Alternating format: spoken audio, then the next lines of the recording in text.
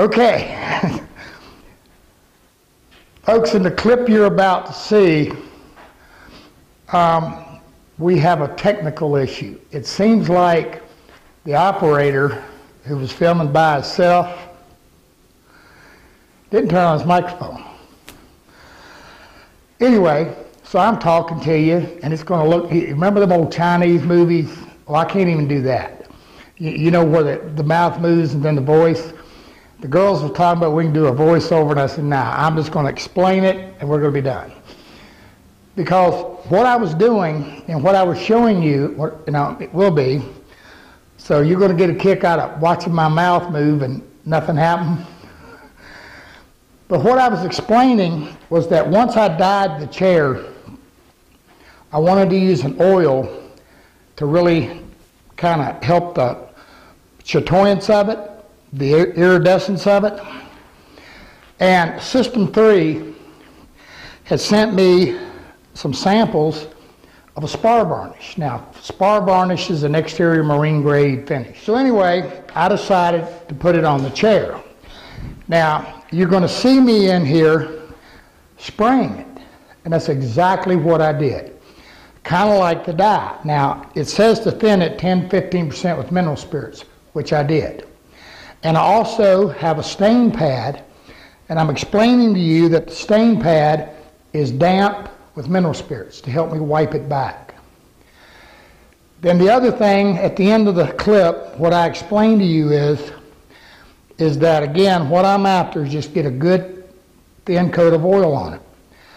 But one of the things that I found when I'm spraying it, now again, I haven't tested this fully, but I almost thought I was spraying a lacquer. I mean, it laid out really nice.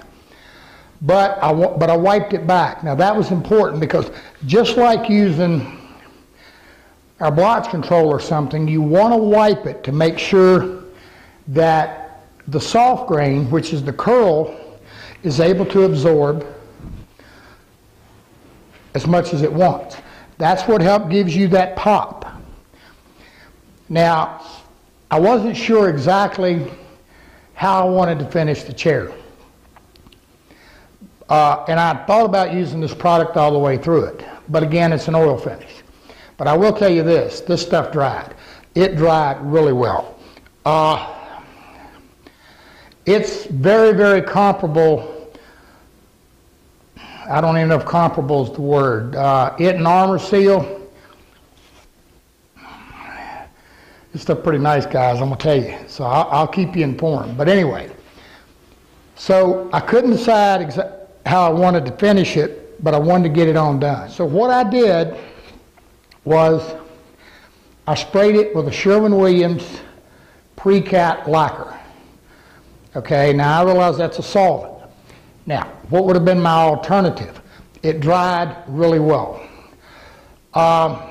Even pushing it, if I wanted to push a little bit, I'd have let it dry overnight,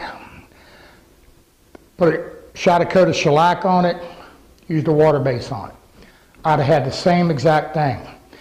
What was to be the water base finish I'd have put on it? Right now, I would probably go with the Sherwin-Williams Chem Aqua. I've gotten Chem Aqua Plus. I've kind of gotten to like that. One of the things I like about it is it seems as though the overspray melts in a little better, and it gives me a little more buttery feel when I'm done. That's important on this chair because I've got so many angles I'm trying to spray. Now I'm going to tell you up front, spraying a chair is hard. Now one of the things I did, I've got my little Harbor Freight gun out, and I was using, as I'm spraying, I'm using it, I'm coming right back immediately and hitting up in these areas and around just to help get the little spots. Now, as many of you know, I'm a fan of depth spray cans for finishing off a finish and for whatever, touching up. Right now, finding depth is not an easy job. It's seems to be gone from everywhere. Now, what the disposition of it's going to be, I'm not sure. But I find that I can take something like the pre-cat lacquer, but better yet, for Sherwin-Williams, they have one called a moisture-resistant lacquer. It's a nitrocellulose lacquer, very similar to Deft. And I can take and thin it and put it in this little gun, and I got my kind of same spray can effect. The other side to that is that, now one of the things being a Sherwin-Williams product and being an industrial product, you're probably going to have to buy a gallon. But it doesn't go bad. But the thing of it is that you get a whole lot more solids and a whole lot more material mixing your own. How thin do you thin it? It's solvent. You can thin it as thin as you want. Typically, if you're going to use it like the spray can thing, about 25%, which is pretty heavy. But even so, this little gun, again, this is that little Harbor Freight deal. It's got a 1.0 needle nozzle in it, and guys, it did great. Now,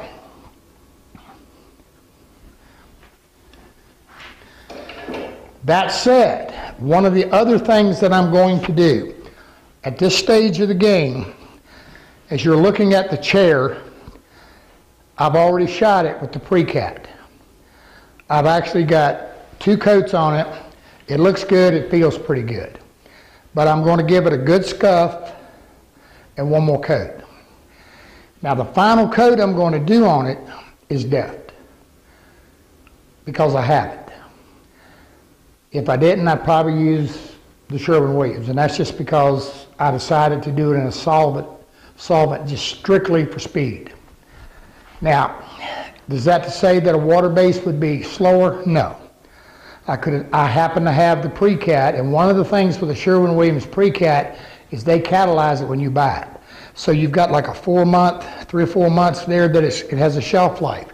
And I was had a gallon of it, I'm pushing it, I'm getting close, so I'm like, I'm going to use it up, don't want to waste it. But I'm going to finish it out in a coat of Deft. Why? Well, I mentioned that spraying a chair like this can be very difficult. Because again, you're going to be spraying, you're spraying up this way, you're spraying through all these rungs, all of this, and so you're kind of generating a fair amount of overspray. The nitrocellulose lacquer, as in the Deft, or again the Sherwin-Williams moisture resistant. Now, I think Watco has a lacquer. Most any of your lacquers that you buy, unless it's a pre-cat, is simply the old standby nitrocellulose. Now, the reason is that the nitrocellulose, I'm going to thin it fairly good. Again, I'm using it to kind of finish the finish. And I could do the same with the pre-cat. But the nitrocellulose dries a little slower, and it's going to let that overspray melt in better.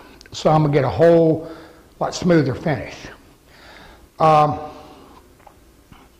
then you question, isn't that counterproductive to use a pre-cat and then, which is a heavier duty, stronger finish than the nitrocellulose?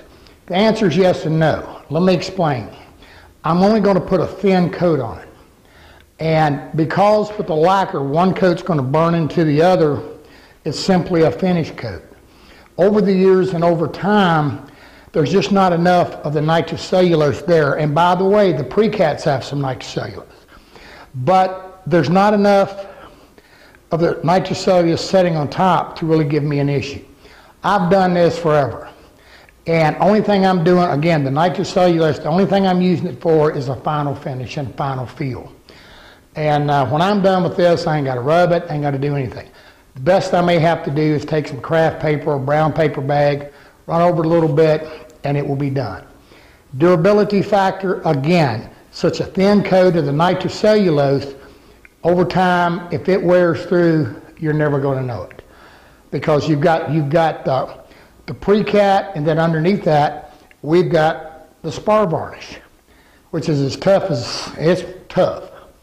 But again, this is my chair, so I'm kind of experimenting with the Spar Varnish and doing all of that. And so, but the main thing I want you to get out of this is kind of, doing the light dye and using the oil to kind of just pop the grain. We did not do a trace coat, as I said, and using the nitrocellulose, if you need to, over top. Now, what if I was doing a water base? Again, something like the Chem Aqua, General Finishes High Performance or something. Now, I know everybody's big on the polys, but I'm going to tell you right now, and this is November 2013. This is the day after Thanksgiving, actually. We're still doing some testing, but at this moment, some of these polys aren't doing real well. So the Chem Aqua is an acrylic base predominantly, and so is the High Performance. I've used both of them a lot, and I've never had an issue, and they've held up well for me. So right now, I'm kind of sticking with what I know to be safe. Again, we've talked about this, and one of the things is there's so much reformulation going on. We've pretty much got it. We just kind of got to get it filmed, and we got it in the book. But here we are. So here's what's going to happen. I'm going to give this a scuff, final shoot with some deft, and when we come back, I'll show you the finished chair.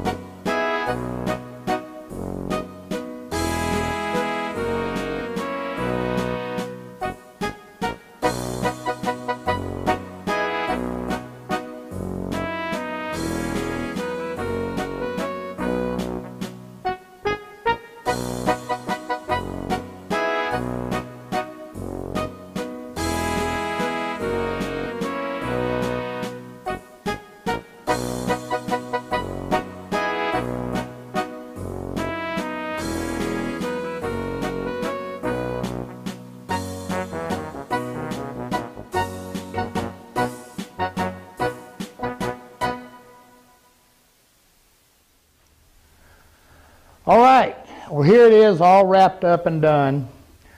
I'll get Crystal to walk over here and see how good a shot we can get on this side. It's kind of hard with the lighting in here, but we've got really good chatoyance, grains popping nice, and it's ready to go.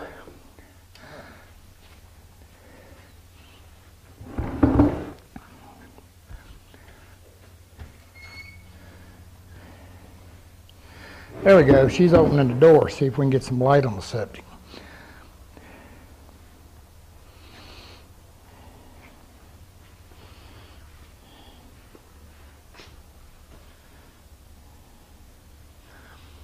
So, one more chair. So I got a coat of the oil on it. Let that dry. A couple coats of pre-cat lacquer. Again, I could have easily just done a water base, because once that oil's on there, that's kind of what's going to really help it. And then once you get enough finish on it to get a smooth surface, that looking down into it, that gives it to you. So it's and it's one of those things. Again, we could have gone all the way through with the oil, but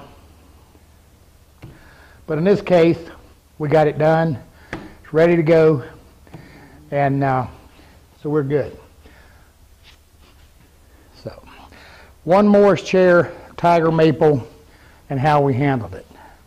And it's got that good buttery feel. Feels good, looks good, is good. Okay, guys. Talk to you later.